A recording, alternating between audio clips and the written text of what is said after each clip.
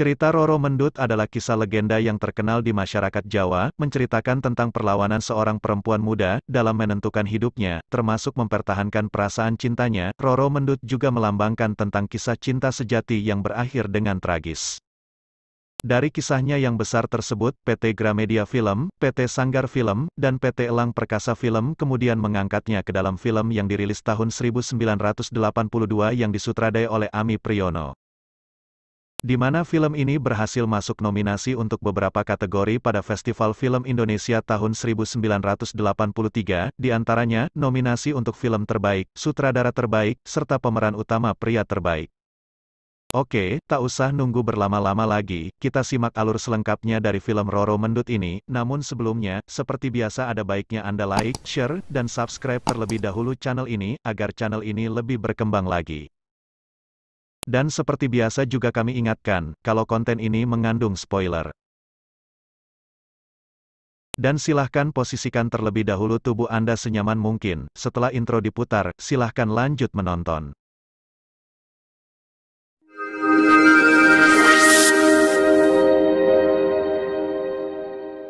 Cerita diawali pada abad ke-17, di mana Tumenggung Wiroguno, panglima dari Kesultanan Mataram yang saat itu tengah mencapai puncak kejayaannya, diperintahkan oleh raja mereka Sultan Agung, untuk menaklukkan pemberontakan yang dilakukan oleh penguasa Pati di pantai utara Jawa.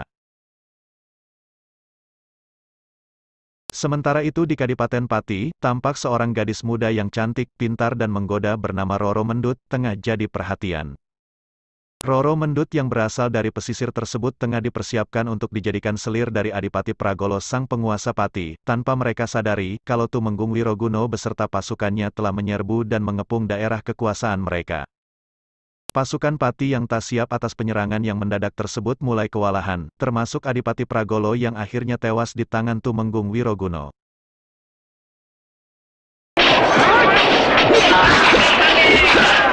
Pertempuran tersebut pun dimenangkan oleh pasukan Mataram. Atas kemenangannya tersebut, Sultan Agung kemudian menghadiahkan semua harta rampasan perang yang dibawa oleh Tumenggung Wiroguno, termasuk Roro Mendut.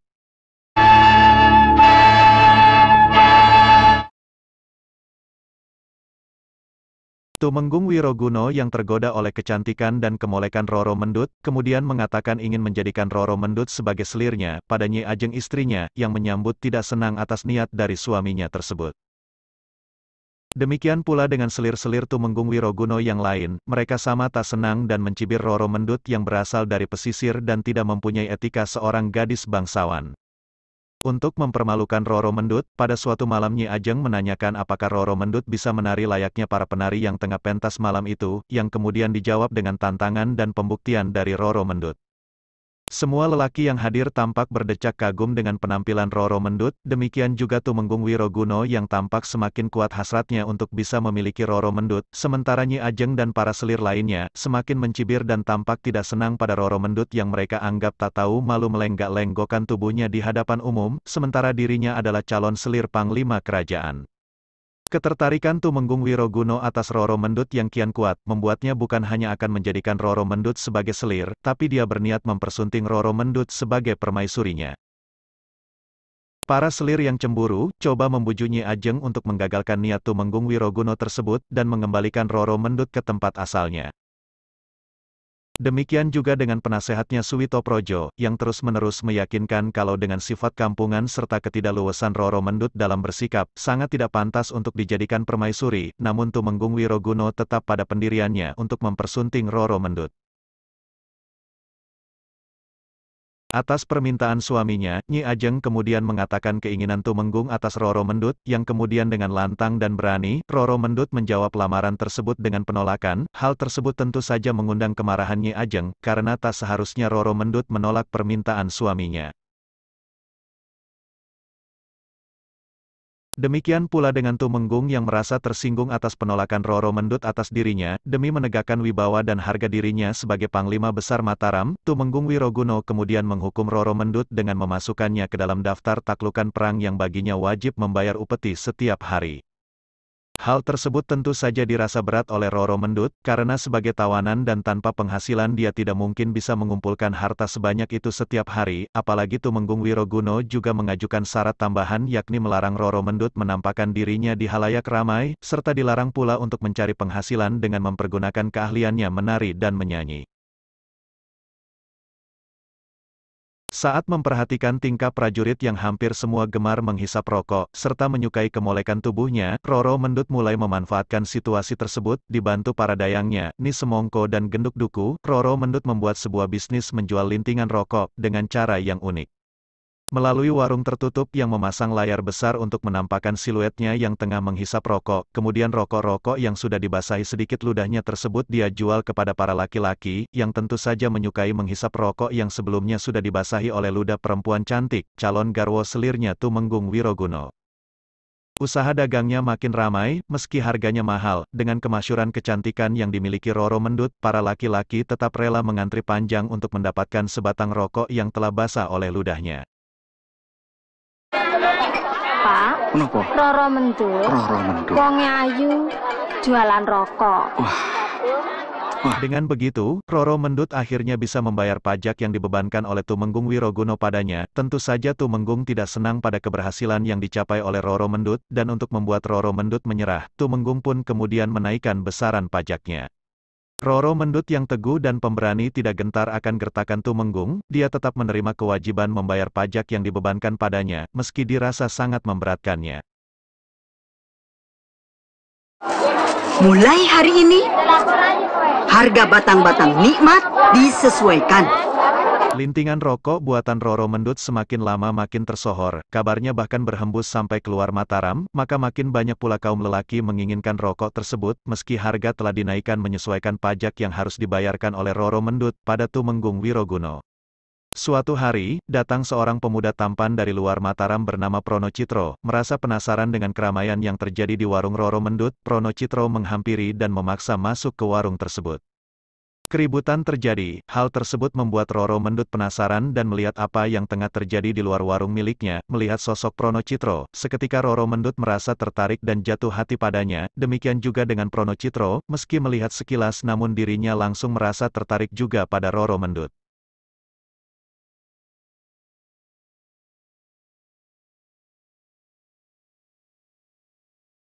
Roro Mendut pun mulai mencari cara untuk bisa mengetahui dan mengenal jauh tentang Prono Citro, disuruhnya Genduk Duku untuk mendapat informasi tentang Prono Citro, yang ternyata seorang pedagang dari Pekalongan.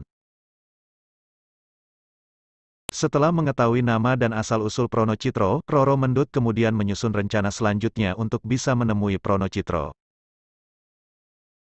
Roro Mendut dan Prono Citro pun akhirnya bisa bertemu dan bertatap muka langsung, mereka tampak saling menyukai satu sama lain. Roro Mendut kemudian memberikan sebatang rokok secara gratis pada Prono Citro, sebagai tanda kalau dia merasa tertarik pada pemuda tersebut, namun pertemuan mereka tak berlangsung lama, karena tiba-tiba datang segerombolan prajurit istana melintas di hadapan mereka. Sementara itu, Tumenggung Wiroguno yang tampak semakin kesal atas kegagalan usahanya untuk membuat Roro Mendut bertekuk lutut padanya, ternyata meski sudah menaikkan besaran pajak yang harus dibayarkan, Roro Mendut tetap masih bisa membayarnya tepat waktu dan sesuai dengan apa yang diperintahkan Tumenggung Wiroguno.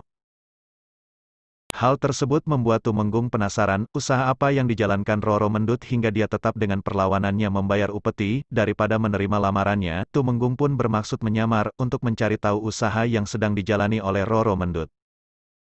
Tumenggung yang sedang menyamar tampak terperangah dengan apa yang dia saksikan, ternyata rokok buatan Roro Mendut telah banyak membuat laki-laki seperti terkena candu, dia juga menyaksikan selain rakyat biasa, banyak pula abdi istana yang dia kenal juga ikut kecanduan rokok buatan Roro Mendut, hingga tampak seperti lupa diri. Kekacauan terjadi, saat para laki-laki yang sudah keranjingan rokok buatan Roro Mendut, saling berebut hingga menyebabkan terbakarnya warung milik Roro Mendut. Mengetahui kekacauan tersebut, kemudian Prono Citro datang menyelamatkan Roro Mendut, dan membawanya lari sembunyi dari para prajurit istana. Pelarian tersebut semakin mendekatkan hubungan antara Roro Mendut dan Prono Citro. Prono Citro yang sudah mengetahui kisah bagaimana Roro Mendut bisa sampai di Mataram dan apa yang terjadi padanya selama berada di Mataram, bermaksud membawa pergi Roro Mendut ke tempat asalnya di pesisir pantai utara Jawa. Namun Roro Mendut menolaknya, karena ia tak ingin membebankan nasibnya pada orang yang dikasihinya, di samping itu, dia juga tak ingin meninggalkan dua pengasuh setianya. Tumenggung Wiroguno semakin murka, karena pelarian Roro Mendut tak dapat dilacak oleh para prajuritnya, ketidakberhasilan prajuritnya menemukan Roro Mendut dirasa semacam aib yang telah mencoreng wibawanya. Di tengah situasi yang panas tersebut, tiba-tiba Roro Mendut dan pengasuhnya datang, yang langsung disambut oleh kemarahan dan lecutan keras dari Tumenggung hingga menyebabkan Roro Mendut pingsan. Untuk mengeluarkan Roro Mendut dari istana Tumenggung Wiroguno, Pronocitro kemudian melamar pekerjaan di istana tersebut sebagai pengurus kuda-kuda milik istana. Selama bekerja di istana, Pronocitro berusaha mencari tahu keberadaan Roro Mendut dan mencari cara untuk bisa menemuinya. Dibantu Putri Arumardi, salah satu selir dari Tumenggung Wiroguno, Roro Mendut kemudian dipertemukan dengan Pronocitro. Di suatu siang, Suwito Projo coba meyakinkan Tumenggung Wiroguno kalau dengan kekuasaannya, semestinya mudah baginya memaksa Roro Mendut yang hanya seorang tawanan dan rampasan perang tersebut, untuk menerima dijadikan garwo selirnya Tumenggung. Namun Tumenggung menjawab, kalau bukan hanya tubuh dan kecantikan yang dia inginkan dari Roro Mendut, tapi juga Tumenggung menginginkan hati serta cinta yang dimiliki Roro Mendut.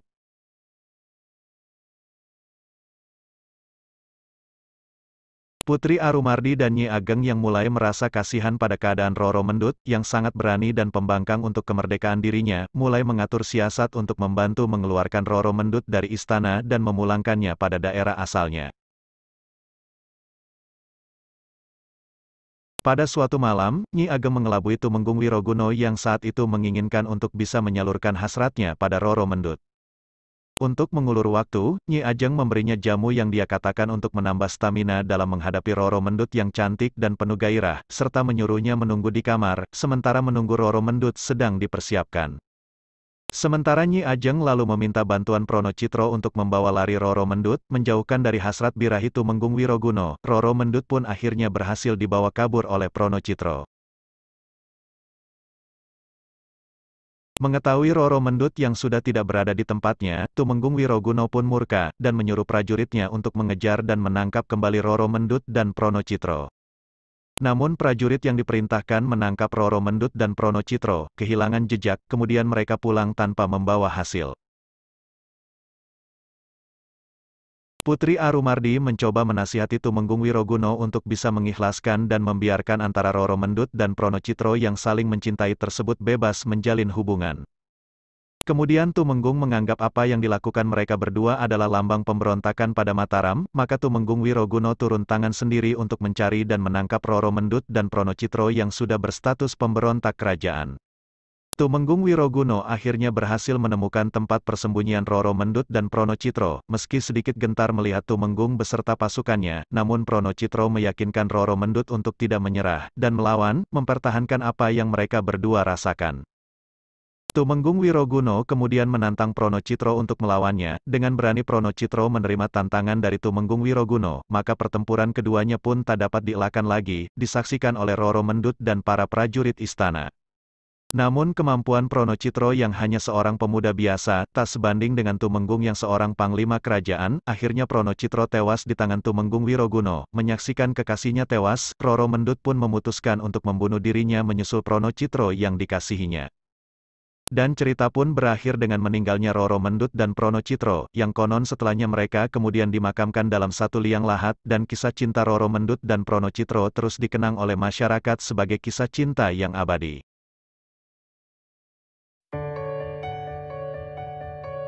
Demikian alur cerita dari film Roro Mendut, mohon maaf bila ada salah dalam penyampaian. Saran, kritik, dan request dari Anda tetap kami nantikan, demi perkembangan channel ini. Sampai jumpa pada film nostalgia lainnya, dan salam nostalgia.